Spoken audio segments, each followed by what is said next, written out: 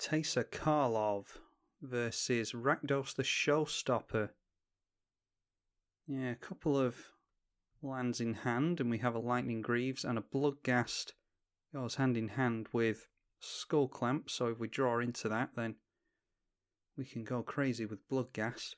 Rakdos the Showstopper is a 6-mana Rakdos commander, flying trample 6/6. When it enters the battlefield, flip a coin for each creature that isn't a demon, devil or imp and destroy all the ones that come up tails. So we're going to have to be really careful around Rakdos the Showstopper. I imagine this is going to be a heavy control / creature destruction build. Alright, Felwar Stone is pretty good to get into on turn 2. A little bit of ramp for us. We'll just throw it back over to our opponent and go over Teysa Karlov. Necromonicon commander causes death triggers that our creatures cause to trigger twice. 4 mana in Orzhov for a 2/4, and it also gives our tokens Vigilance and Lifelink. Yeah, I think we just have to hope for some more mana next turn, so we'll go in for the Lightning Greaves in preparation for throwing that onto Teysa Karlov. And our opponent has played a Mishra's Factory and a Mind Stone. Just hoping that they also miss a land drop here. Looks like they do, because they haven't slammed a land down immediately. No, they go for Tech Edge. And they don't have too much coloured mana so far. And they get into Everflowing Chalice, so as soon as they get into another coloured source, we're going to see Rakdos the Showstopper come down. Which means I'm actually more tempted to get down the Grave Pact in that case. If our opponent wants to see our creatures die, then Grave Pact is going to be a pain for them. Yeah, we can probably get down Bloodghast in order to try and have our opponent kill off Bloodghast and therefore have to sacrifice their Rakdos the Showstopper. If they have to consistently kill off Rakdos, then it's going to be really difficult for them to play it. And I'm not too tempted to get down Teysa, because Teysa won't die. She'll go into the command zone, and that means that she doesn't trigger Grave Pact. Grave Pact needs to see creatures hit the graveyard. Our opponent gets down a Blade Juggler. And that is whenever it enters the battlefield, it deals 1 damage to you and you draw a card. Yeah, so that just replaces itself effectively. And they could play that for 3 mana, thanks to Spectacle. And then another Spectacle card from our opponent. When it enters the battlefield, discard a card, then draw a card. If its Spectacle cost was paid, instead discard your hand and draw 3 cards. Yeah, we can't quite get down Angel of Invention, unfortunately. So why don't we go for Bloodghast? And just in case they've got an exile effect, we'll go for that. And we can't block with the Bloodghast, so we might as well swing in. If we manage to get into a sack outlet or some mana, then we can get some stuff going here. Angel of Invention can get some tokens into play for us, and I'd be tempted to get down Teysa after that.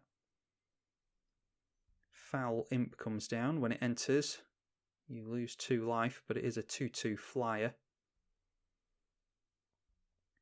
And then Experimental Frenzy. You can look at the top card of your library, play the top card of your library, but you can't play cards from your hand. You have to pay 4 mana if you want to destroy it. So definitely a Rakdos Rush deck. Down to 19 life. Toxic Deluge is pretty good.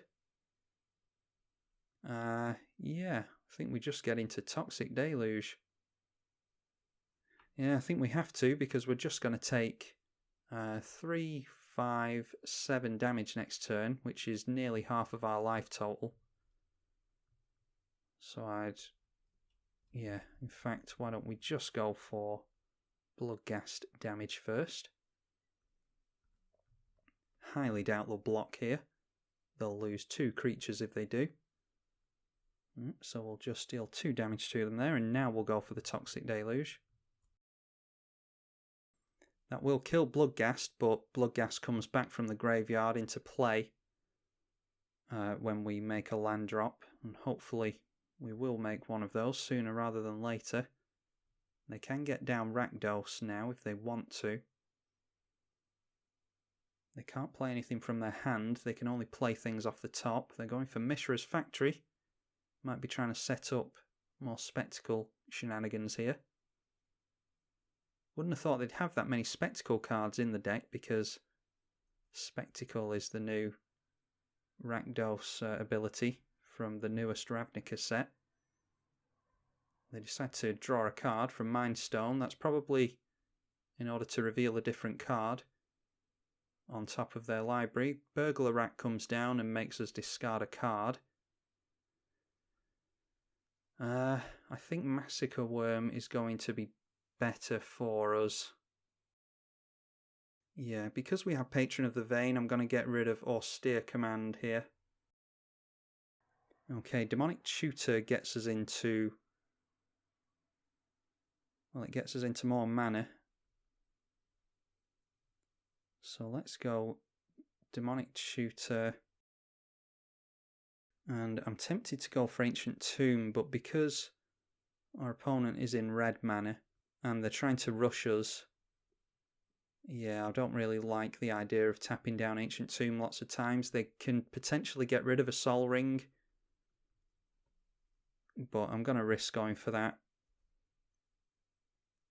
And then maybe we can go for a Patron of the Vein if we see Rakdos this turn. Okay, going for Havoc Devils.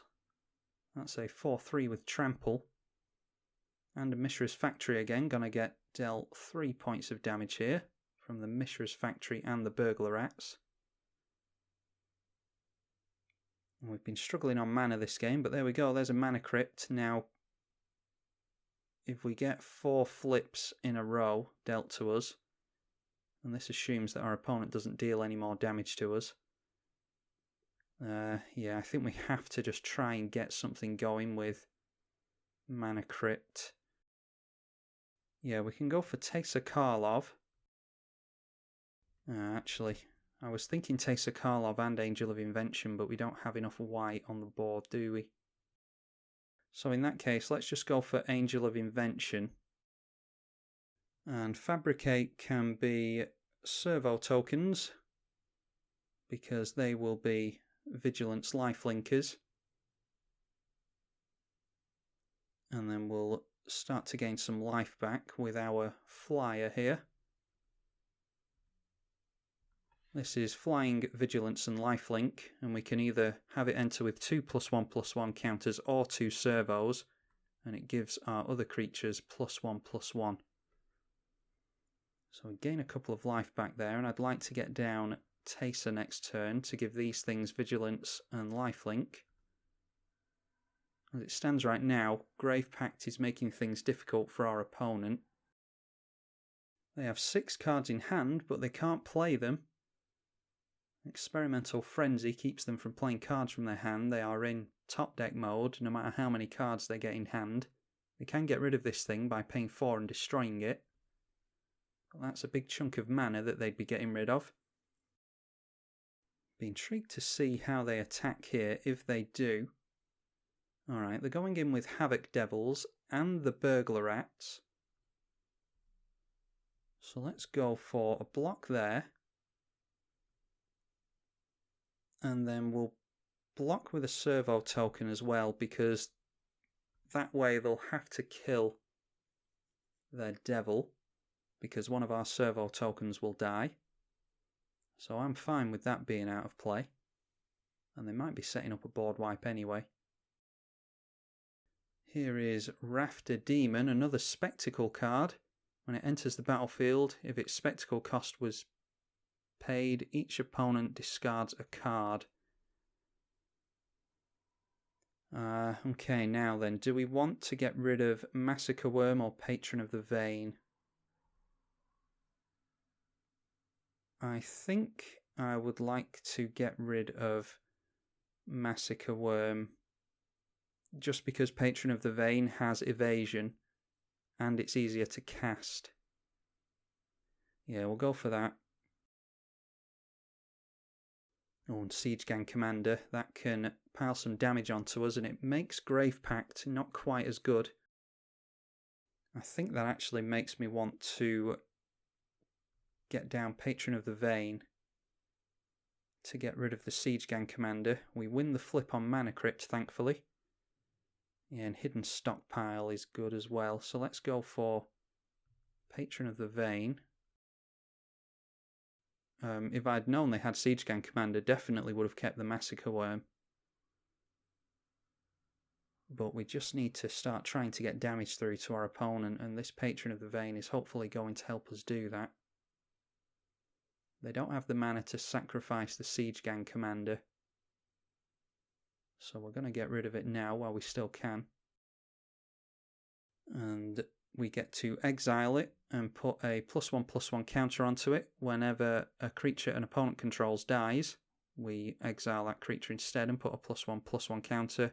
That's actually on each vampire we control, but we don't have many vampires. I don't know if we have any other vampires in the deck, actually. And then Hidden Stockpile will not do anything for us yet, but we will go in with the Angel of Invention just to gain back a couple of life and deal 2 damage to our opponent. And hopefully next turn we can go for Teysa Karlov. Hidden Stockpile is 1 sack a creature and scry 1. Then at the beginning of your end step, if a permanent you control left the field this turn, you get a servo. So we can actually pay 1, sack the servo, and then this thing will be replaced next turn. Alright, what's our opponent giving us here? Another new card. This just seems to be Ravnica Allegiance Tribal so far. At the beginning of your upkeep, choose one that hasn't been chosen. Your life total becomes 4. Discard your hand. Each opponent creates 5 2/2 black zombie creature tokens. We'll discard our hand first of all because we don't have a hand. And we really need to hope that we're lucky on the Mana Crypt flips if we're going to have to make our life total. If we're going to have to make our life total 4, then that could really hurt us. We'll go in for Teysa Karlov eventually. And then we'll swing in with everything. They can't effectively block the servo. We will gain back 4 life here. Yeah, that's fine. We'll trade that. And a few things die there, so we'll have to... Or actually, only one thing died. Our servo died, but it triggers Patron of the Vein and the Grave Pact a few times, thanks to Teysa Karlov seeing death triggers twice. So Patron of the Vein jumps up to a 12/12. And yeah, I think we can leave it at that, hopefully. Yeah, we get a servo token, which is another Vigilance and Lifelinker. And we'll be able to activate Tragic Slip thanks to the Hidden Stockpile as well. This is a sack outlet for us. Destroying the Experimental Frenzy, so now that they've refilled their hand, they're hoping to be able to get some damage through onto us. Should have moved the Lightning Greaves onto the Patron of the Vein as well. Now we've given our opponent a chance to blow that up. But if they get a big flyer into play, we can Tragic Slip that. Vona's Hunger. 2, 4, 6, 8, 10. Yeah, they have the City's Blessing. Each opponent sacrifices a creature. If you have the City's Blessing, instead each opponent sacrifices half the creatures they control, rounded up. So in that case, we'll sacrifice the servo token. That will force our opponent to get rid of the Goblin. It'll make Patron of the Vein even bigger. We get to scry one from that. Intangible Virtue, don't care about. And now Tragic Slip will give something -13, -13. We'll get rid of 2 creatures in the Angel and Teysa. And yeah, definitely a big mistake not putting the Lightning Greaves onto the Patron of the Vein there. That might cost us the game. Although they might have had an effect that forces us to sacrifice anyway. And down comes Rakdos, the Showstopper. And it's nothing to attempt to destroy when it enters, because they have gotten rid of all of our stuff. We'll let the Mishra's Factory swing in. That's fine. They can deal 2 damage to us. And we'll go for Tragic Slip onto the Rakdos. And now I think... yeah, and we'll have our life total become 4. And that way it doesn't matter if Mana Crypt bolts us or not. Yeah, so we get bolted, but our life total's going down to 4 anyway, so it doesn't matter. Utter End comes down. We'll just get down our commander. I'm really curious now if it would have been relevant us putting the Lightning Greaves onto our vampire or not. We don't know what of the 5 cards our opponent has in hand. They may well have had a board wipe or a means of forcing us to sacrifice. I'm putting a stop on the upkeep. When does this trigger? At the beginning of the upkeep, yeah, so we can't stop those zombies from coming into play, unfortunately. Mishra's Factory is coming in.